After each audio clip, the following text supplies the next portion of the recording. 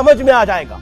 आपको 2019 का वो कैंपेन याद होगा जिसकी धुरी पर कांग्रेस ने चुनाव लड़ा था।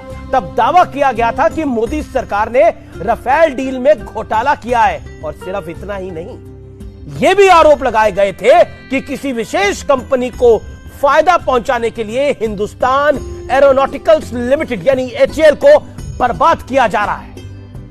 व्यूअर्स, अब जो मैं आपको बताने जा रहा हूं उसे बेहद बेहद ध्यान से सुनिएगा। बीते 5 साल में HAL के शेयर्स की कीमत 5 गुना बढ़ गई है।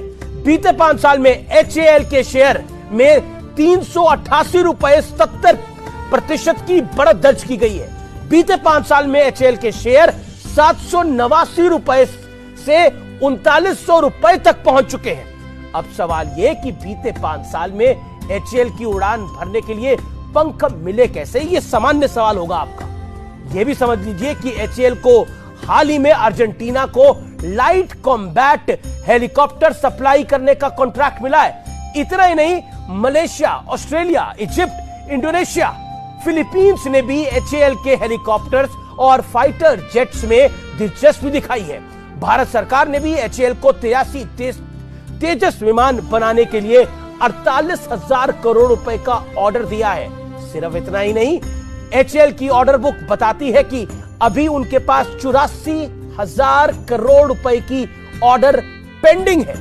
कहानी यहां खत्म नहीं होती है। प्रधानमंत्री हाल ही में अमेरिका के दौरे पर गए थे। वहां HAL और अमेरिकन कंपनी GE एरोस्पेस के बीच तेजस के इंजन के साथ बनाने की डील हुई। इसका सीधा फायदा आप लोगों को मिलेगा, यानी देश की जनता को मिलेगा, नौकरियां बढ़ेंगी। HAL और GE इन इंजनों का निर्माण भारत में ही करेगा, इसलिए मैंने बोला नौकरियां बढ़ेंगी। देश भर में शोर मचा कर HAL के खात्मे की अफवाह फैलाने वालों ने क्या ये खबरें आपको बताई? क्या उनमें से किसी ने बताया कि कैसे HAL डिफेंस सेक्टर का एक बड़ा नाम बनता जा रहा है? क्या किसी ने आपको बताया वो भारत जो एक वक्त रक्षा सौदों के लिए दुनिया भर पर निर्भर रहता था, जिसमें दलाली भी होती थी, जिसमें करप्शन होती थी, और उस करप्शन की वजह से भारतीय सेना को इक्विपमेंट नहीं मिल पाते थे, हेलीकॉप्टर नहीं मिल पाते थे, वो अब इस सेक्टर का एक्सपोर्टर बनता जा रहा है।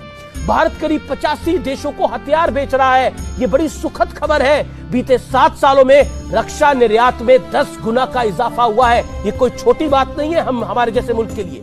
वित्त वर्ष 2022-2023 में रक्षा उत्पादन ने पहली बार 1 लाख करोड़ रुपए का आंकड़े को पार कर लिया है।